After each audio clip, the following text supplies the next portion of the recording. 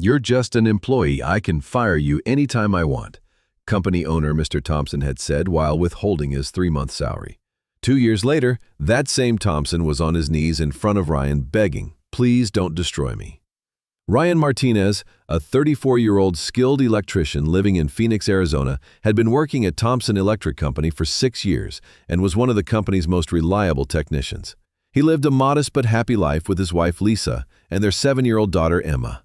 Mr. Thompson was the company owner, 52 years old, living in his luxury home in Scottsdale, showing off with his latest model cars, a typical American employer who saw workers like Ryan as just numbers.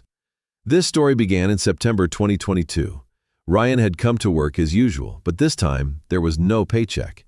When he asked Sarah from the accounting department, she said, "Talk to Mr. Thompson."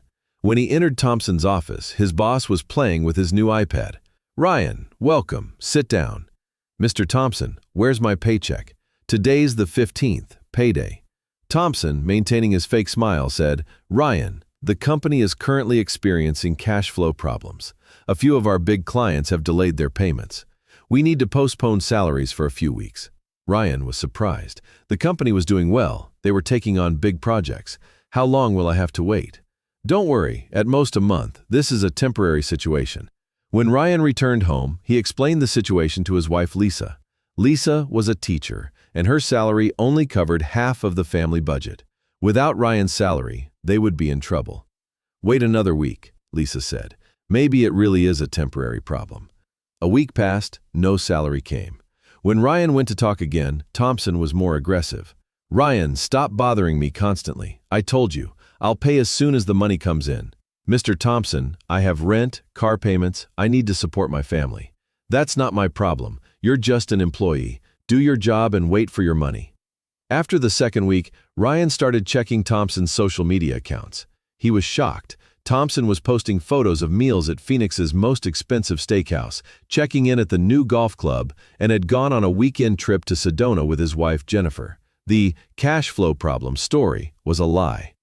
In the third week, Ryan became even more suspicious. He saw Thompson come to work with a new BMW X5. When he researched the price, he learned it was over $70,000. Ryan began talking to other employees. Everyone had the same problem. Carlos, Maria, Dave, none of them had received their salaries. A total of 8 employees had been waiting for money for 3 weeks, totaling approximately $35,000. In the fourth week, Ryan couldn't stand it anymore. He entered Thompson's office and knocked on the door. "Mr. Thompson, this has gone on too long. I want my salary." This time Thompson dropped his mask. "Ryan, you don't seem to be listening to me. I own this company. I make the rules. I can fire you anytime I want. You're just an employee. I can kick you out whenever I want." "But this isn't legal. You have to pay me for the hours I worked." "Legal schmeagle. Go hire a lawyer. Let's see what happens. This is Arizona, an at-will employment state. I can fire you anytime I want. I don't even have to give a reason." Ryan returned home that day furious. When he explained the situation to Lisa, they were both shocked. This man was actually stealing his employees' salaries. "We can file a complaint with the Department of Labor," Lisa said, "but then I'll lose my job." Finding electrician work in Phoenix isn't easy, especially with a bad reference. In the 5th week, Ryan's credit card limit was maxed out. In the 6th week, they struggled to do grocery shopping. In the 7th week, they had to tell their daughter Emma, "We can't buy toys this month." When Emma asked, "Daddy, why can't we go to McDonald's anymore?" Ryan's heart broke. In the 8th week, the landlord called Ryan. "Ryan, your rent is 2 months behind. We need to make a payment plan or I'll have to start the eviction process." That night, Ryan had a long conversation with Lisa. "I need to look for another job now. We're not going to get money from this guy." The next day, Ryan didn't go to work. Instead, he went to the Department of Labor office downtown. He filed a wage theft complaint. The clerk was very helpful. "This is a very common problem," said Clerk Jennifer, "especially in small companies. We'll open an investigation, but the process can be long." Ryan also called lawyer Michael Rodriguez. who specialized in employment law. The first consultation was free. "You have a very strong case," Rodriguez said. "Wage theft is a serious crime in Arizona. Both civil and criminal prosecution are possible. How long will it take? Depends, but I'll take this case on a contingency fee. If you win, I get paid. If we can't win, you don't pay anything." Ryan decided to file the lawsuit. But meanwhile, he needed to make a living. He managed to find a job at another electrical company in Arizona called Desert Solar Solutions. The salary was a bit lower, but at least they paid regularly. When Thompson noticed Ryan wasn't coming to work, he called. "Ryan, where are you? Come to work or you're fired." "Mr. Thompson, I already quit. I'm still waiting for my salary." "There's no salary. You quit. You can't get anything." Ryan laughed. "See you in court." 6 months later, the Department of Labor completed its investigation. It was officially determined that Thompson Electric Company had committed wage theft. The company received a $50,000 fine and was required to pay all employees' salaries. But Thompson didn't make. Lawyer Rodriguez began investigating Thompson's assets. His $800,000 house in Scottsdale, 2 luxury cars, golf club membership, investment accounts. Thompson wasn't very wealthy, but he had enough assets to pay the salaries. The court decided to seize some of Thompson's assets. He had to sell his BMW. He had to cancel his golf club membership. But the real blow came from elsewhere. Ryan's new workplace, Desert Solar Solutions, had grown tremendously. Ryan quickly rose through the ranks and became operations manager. The company became so successful that it became a competitor to Thompson Electric.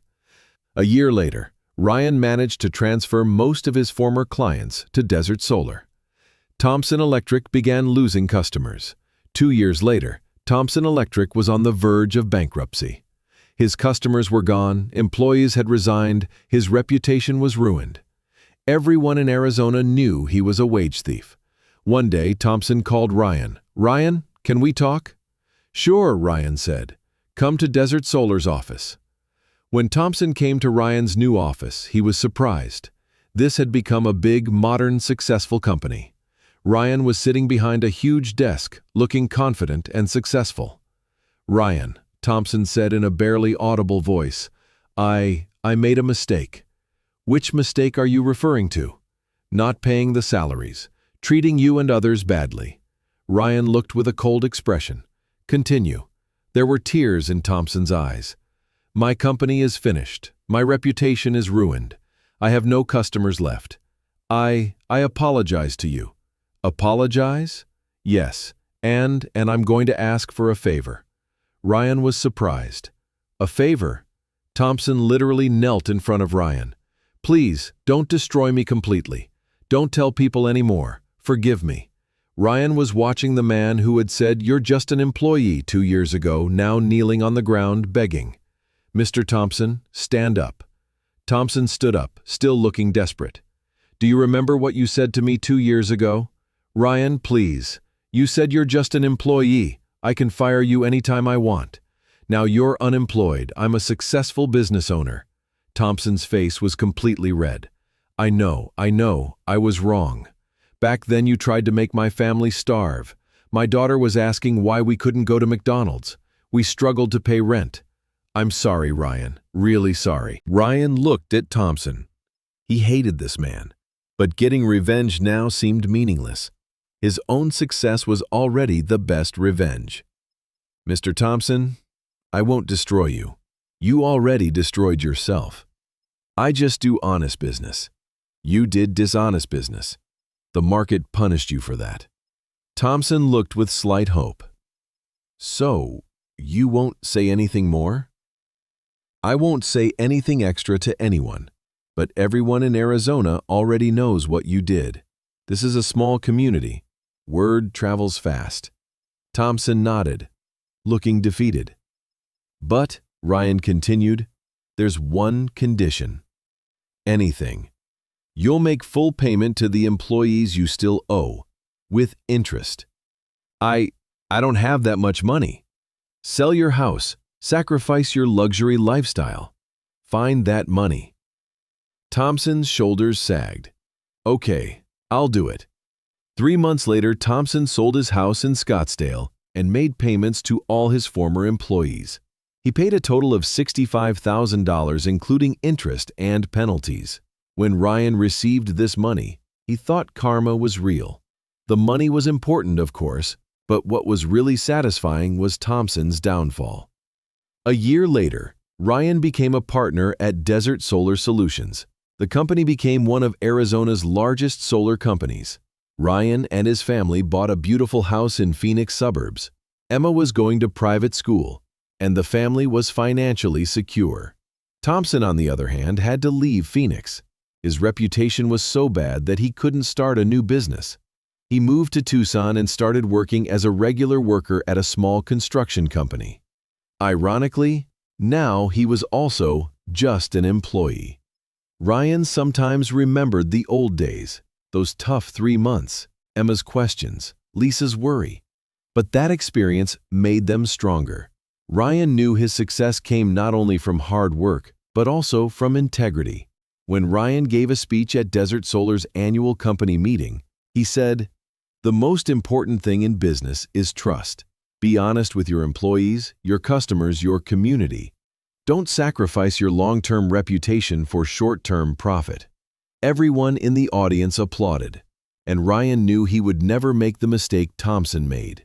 Success was the best revenge, but more importantly, doing the right thing always paid off.